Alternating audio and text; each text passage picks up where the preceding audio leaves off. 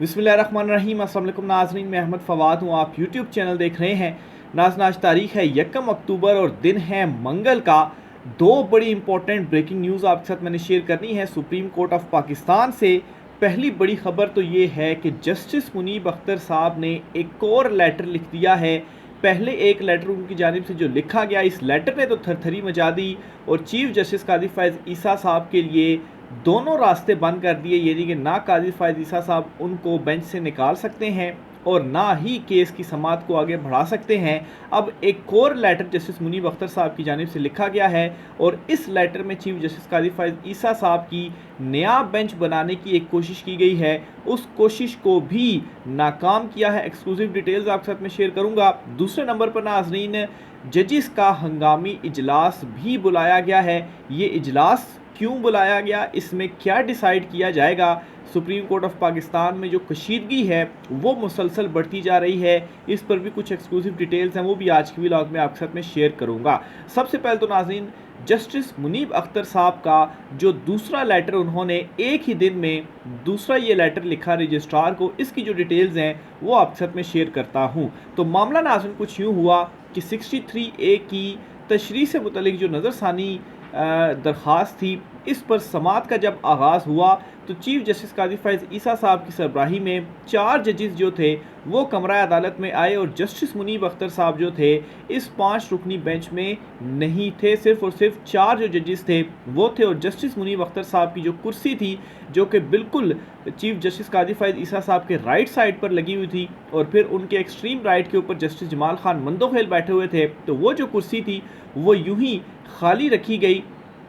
और chief justice काजी फ़ैज़ ईसा साहब ने पहला लेटर जस्टिस मुनीब अख्तर साहब का पढ़कर सुनाया और वो भी हाफ लेटर पढ़कर सुनाया जी कि वो बेंच में नहीं आ रहे और हम उनको मनाने की कोशिश करेंगे, लेकिन अगर वो बेंच में नहीं बैठे तो हम फिर जो है वो नए जज को शामिल करके तो 5 रुकनी जो बेंच है वो केस की समाअत करेगा। लेटर के जो फर्स्ट लेटर था, इसकी तमाम डिटेल अपने लास्ट व्लॉग में मैं अक्सर शेयर कर चुका हूँ कि जस्टिस मुनीब अख्तर साहब ने जो है वो कैसे चीज़ों को जो है वो टेक्निकली बड़ा ज़बरदस्त अंदाज में हैंडल किया और चीफ जस्टिस काजी फ़ैज़ ईसा साहब को इस तरह से फंसा दिया कि ना ये होगा कि काजी साहब नया बेंच बना सकते हैं और ना ही जस्टिस मुनीब अख्तर साहब को बेंच से निकाल सकते हैं और ना ही केस की समाअत को आगे बढ़ा सकते हैं। बहरहाल जी, ये जब मामला हुआ तो चीफ जस्टिस काजी फ़ैज़ ईसा साहब ने एक जो है वो हिदायत कुछ जारी की और इसमें जी एक जुडिशल ऑर्डर जारी किया और उस ऑर्डर में रजिस्ट्रार को ये हिदायत की गई कि आप ये जो ऑर्डर है ये जस्टिस मुनीब अख्तर साहब को दिखाएं और उनको कहें कि वो बेंच में शामिल हों और अगर वो शामिल नहीं होते तो नया बेंच जो है वो बना दिया जाएगा। अब नाज़रीन, यहाँ पर मसला ये पड़ गया कि बेंच तो 5 रुकनी था, आखिर कैसे जो 4 जजेस हैं वो एक जुडिशल ऑर्डर जारी कर सकते हैं और उसमें जस्टिस मुनीब अख्तर साहब का नाम भी लिखा हुआ है लेकिन सिग्नेचर नहीं है। अब इस सारे मामले के ऊपर, इस सारे मुद्दे के ऊपर जवाबी लेटर लिखा गया जस्टिस मुनीब अख्तर साहब की जानिब से और ये लेटर की जो डिटेल है पहले ये सुन लें, फिर मज़ीद इसमें जो चीज़ें हैं कि क्या काजी फ़ैज़ ईसा साहब केस की समाअत कर पाएंगे या नहीं कर पाएंगे, नया बेंच बनेगा, जजेस इजलास का क्या हुआ, वो सारी डिटेल्स भी आपके साथ में शेयर करूँगा। तो इस बेंच में जी जस्टिस मुनीब अख्तर साहब ने इस लेटर में जो कि सेकंड लेटर लिखा गया, इसमें जस्टिस मुनीब अख्तर साहब ये लिखते हैं कि आर्टिकल 63A नज़रसानी केस 5 रुकनी बेंच के सामने समाअत के लिए मुकर्रर था। 4 जजों ने बैठकर कैसे हुक्मनामा जारी कर दिया। तो पहला सवाल जो इसमें जस्टिस मुनीब अख्तर साहब ने उठाया, क्योंकि जुडिशल आर्डर 2 सफ़ात का काजी फ़ैज़ साहब ने जारी किया और इसमें रजिस्ट्रार से कहा जी कि उनको मनाएं, अदरवाइज़ हम नया बेंच जो है अगर वो बना देंगे और केस की समाअत चलेगी। तो इस पर पहला एतराज़ किया जी कि ये तो 5 रुकनी बेंच था, तो 4 जजेस अपनी मर्ज़ी से कैसे जो ऑर्डर है वो जारी कर सकते हैं, 5 जजेस जारी कर सकते हैं। मैंने तो कोई ऑर्डर नहीं दिया और उस ऑर्डर में तो मेरा नाम भी लिखा हुआ है, मेरे सिग्नेचर नहीं हुए, तो अव्वल तो ये काम आप कर ही नहीं सकते थे। फिर जी उन्होंने मज़ीद लिखा कि जो हुक्मनामा मुझे भेजा गया वो जुडिशल ऑर्डर नहीं था, यानी कि ये रूल्स की खिलाफ वर्जी है और ये जुडिशल ऑर्डर नहीं कहलाया जा सकता। मज़ीद लिखा कि इस पर अपना एहतजाज रिकॉर्ड कराता हूँ और ऑर्डर के पैराग्राफ 4 की कोई कानूनी हैसियत नहीं है। एक तो एहतजाज भी रिकॉर्ड कराया और पैराग्राफ 4 में क्या था जिसमें हिदायत की गई थी रजिस्ट्रार को कि उनको मनाए, उनसे कहें कि बेंच में शामिल हो, अदरवाइज़ अगर वो इनकार करते हैं तो फिर नया बेंच जो है वो बन जाएगा। फिर मज़ीद कहा गया जी कि 5 रुकनी बेंच को कैसे 4 रुकनी बेंच में बदला जा सकता है। जो कुछ हुआ वो तमाम नज़ीरें, कवानीन और कवायद से मुख्तलिफ और नाकाबिले कबूल है। तो जो कुछ चीफ जस्टिस काजी फैज़ ईसा साहब ने ये जुडिशल आर्डर जारी किया, एक तो इसको रूल्स की खिलाफ वर्जी करार दी और कहा कि इसके ऊपर मैं एहतजाज रिकॉर्ड करता हूँ और ये ऐसी कोई भी नज़ीर नहीं मिलती जो कुछ ये आपने किया है, और ये कवायद और कवानीन से जो है मुख्तलिफ है, और ये जो ऑर्डर है ये नाकाबिले कबूल है। इसके अलावा ये भी लिखा कि जो कुछ मुझे भेजा गया वो कानूनी तौर पर अदालती हुक्म नहीं, इसकी कोई हैसियत नहीं है। यानी कि चीफ जस्टिस काजी फैज़ ईसा साहब ने जो जस्टिस मुनीब अख्तर साहब का पहला लेटर था जिसमें ये लिखा था जी कि मेरे लेटर को भी हिस्सा बनाया जाए अदालती कार्रवाई का, तो इस पर काजी फैज़ ईसा साहब ने इनकार किया जी कि नहीं बना सकते। तो अब जस्टिस मुनीब अख्तर साहब ने कहा कि जो ऑर्डर आपने जारी किया है इसकी कोई कानूनी हैसियत नहीं है और ये अदालती हुक्म नहीं है, इसलिए जो आपने रजिस्ट्रार को ऑर्डर दिया है ये इम्प्लीमेंटेशन के ही ये काबिल नहीं है। तो जस्टिस मुनीब अख्तर साहब जो हैं बड़ा टेक्निकली चीज़ों को आगे लेकर चल रहे हैं, और जो उन्होंने कानून और आइन के दायरे के अंदर रहकर एक मौक़िफ़ अपनाया है इसने मुकम्मल तौर पर फंसा दिया है चीफ जस्टिस काजी फैज़ ईसा साहब को कि वो बेंच भी नया नहीं बना सकते। अलबत्ता जजेस कमेटी का इजलास बुलाया गया, मैं उसकी डिटेल्स भी आपको बताता हूँ, लेकिन आप खाली इस चीज़ से अंदाज़ा लगाएं कि चीफ जस्टिस काजी फैज़ ईसा जो हैं एक ऐसा जुडिशल आर्डर जारी कर सकते हैं जिसकी कोई कानूनी हैसियत नहीं है और रूल्स की ये खिलाफ वर्जी है। तो फिर चीफ जस्टिस काजी फैज़ ईसा साहब से कोई बैद नहीं कि वो अपने इख्तियारात का इस्तेमाल करते हुए या बज़ाहिर इख्तियारात से तजावुज़ करते हुए वो फिर कोई भी कदम उठा सकते हैं, क्योंकि अगर दूसरी तरफ हुकूमत उनके साथ है, इंतज़ामिया उनके साथ है, तो और उनको एक्सटेंशन देना चाहती है तो फिर ज़ाहिर सी बात है उनके अगेंस्ट कुछ कर नहीं पाएंगे। लेकिन ये भी इनकी भूल है क्योंकि दूसरी तरफ जो 13 जजेज़ हैं वो भी इस वक्त डट कर खड़े हो गए और ये काम वो होने नहीं देंगे। मज़ीद लेटर में ये लिखा गया जी कि 5 रुकनी लार्जर बेंच ने केस की समाअत करना थी। अच्छा जी, 4 रुकनी बेंच अदालत में बैठकर आर्टिकल 63A से मुतल्लिक नज़रसानी नहीं सुन सकता। अच्छा, इसमें एक और भी सवाल उठा दिया कि आपने ये नज़रसानी को सुना आखिर किस तरह से, आप सुन भी नहीं सकते थे। फिर उन्होंने कहा जी कि आज की समाअत का हुक्मनामा मुझे भेजा गया, हुक्मनामे में मेरा नाम लिखा हुआ है मगर आगे दस्तखत नहीं है। बेंच में बैठने वाले 4 जजेस काबिल एहतराम हैं मगर आज की समाअत कानून और रूल्स के मुताबिक नहीं है। तो ये जी क्लियर अल्फाज में जस्टिस मुनीब अख्तर साहब ने अपने इस सेकंड लेटर के अंदर ये बात लिख दी है, और उन्होंने ये भी लिखा है कि मैं अपना मौक़िफ़ पहले ख़त्म तफसील से बयान कर चुका हूँ।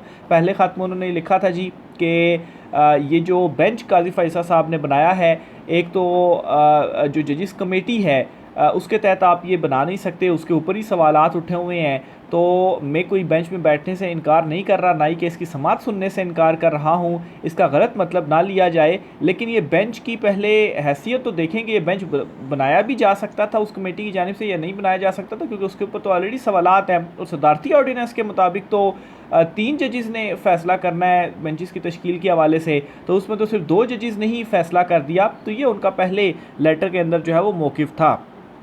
अच्छा, फिर जी जस्टिस मुनीब अख्तर साहब ने अपने लेटर में ये भी लिखा कि आर्टिकल 63A की तशरीह से मुतल्लिक नज़रसानी केस के हुक्मनामे की कोई हैसियत नहीं है। तो उड़ाकर रख दिया चीफ जस्टिस काजी फैज़ ईसा साहब के जुडिशल आर्डर को और उन 4 जजेस के आर्डर को जो कि उनकी जानिब से लिखा गया जस्टिस मुनीब अख्तर साहब को। अब नाज़रीन, इसमें देखें कि एक चीज़ तो लाजमी होती है, क्योंकि ये नज़रसानी केस है और नज़रसानी में ये होता है कि जो बेंच ने फ़ैसला दिया होता है, जिस बेंच ने फ़ैसला दिया होता है वही सेम बेंच नज़रसानी को भी सुनता है। लेकिन यहाँ पर इशू ये हुआ कि चीफ जस्टिस उमर अता बंदयाल, साबिक चीफ जस्टिस, और जस्टिस जावेद अहसन साहब दोनों रिटायर हो चुके हैं। तो इसलिए जस्टिस मोइनुद्दीन खान और चीफ जस्टिस काजी फैज़ ईसा का ये मौक़िफ़ है कि जी उन्होंने ख़ुद को इस बेंच में शामिल कर दिया और एक तरफ जस्टिस मुनीब अख्तर साहब हैं। लेकिन यहाँ पर मामला फिर वही है कि जिस जजिस कमेटी ने, जिसमें चीफ जस्टिस काजी फैज़ ईसा और जस्टिस मोइनुद्दीन खान साहब हैं, उन्होंने जो ये फैसला किया बेंच तश्कील देने का, वो 2 जजेस ने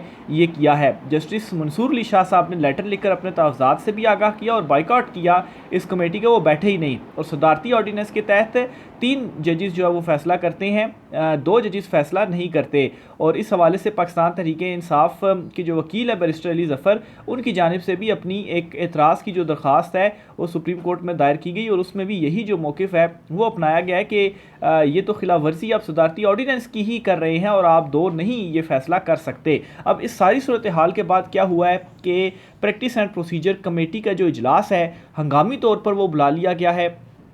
और अभी जब मैं वीडियो रिकॉर्ड कर रहा हूँ तो अभी थोड़ा टाइम है इस इजलास के शुरू में होने में, लेकिन इस इजलास में क्या होने जा रहा है, एक चीज़ तो ये है जी कि इसमें ये जो बेंच है 5 रुकनी, इसकी तश्कील 9 के हवाले से डिसाइड किया जाएगा और इसका ऑलरेडी बाइकआउट जस्टिस मंसूर अली शाह साहब कर चुके हुए हैं। तो जस्टिस अमीनुद्दीन खान और चीफ जस्टिस काजी फैज़ ईसा साहब जो हैं ये दोनों ख़ुद से बैठकर ये डिसाइड कर लेंगे जी कि जस्टिस मुनीब अख्तर जो है वो नहीं आ रहे और हम जो है वो 11:30 बजे आज चूँकि 63 नज़रसानी केस की समाअत होनी है, तो इसमें जस्टिस मुनीब अख्तर साहब को हटाकर किसी 5वें जज को शामिल कर लिया जाए। तो बज़ाहिर ये जो प्लान है वो नज़र आ रहा है। और कल की प्रिडिक्शन भी आपको याद होगी कि मैंने केस के मुतल्लिक की थी कि जस्टिस मुनीब अख्तर जो हैं वो नहीं बैठेंगे बेंच में, और सेम वही चीज़ हुई। और आज की ये जो कार्रवाई है इस हवाले से भी जो सोर्सेज हमें बता रहे हैं कि क्या मकसद है, क्यों ये इजलास बुलाया गया, तो उसका ज़ाहिर मकसद यही है। लेकिन अब यहाँ पर 2 बहुत इंपॉर्टेंट सवालात हैं और